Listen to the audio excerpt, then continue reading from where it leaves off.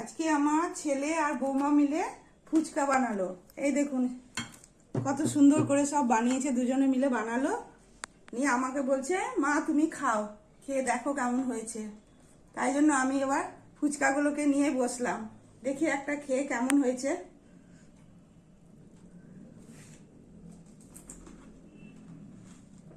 কেমন? দারুণ হয়েছে, দারুণ দারুণ, একবারে মনে হচ্ছে না ঘরে তৈরি করা। সত্যি মানে কিছু বলার নাই, এত সুন্দর হয়েছে। আর একটা দই ফুচকা খাই, দেখি কেমন করেছিস।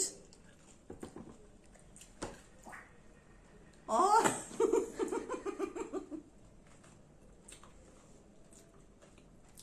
দারুণ দারুণ দারুণ, কোনো জবাব নাই, খুব ভালো হয়েছে। তোরাও খা, তবে তো ভালো লাগবে। আমি একা একা খাবো নাকি? হ্যাঁ, খাবো। আয় তোরা সবাই মিলে খাবো, আয়।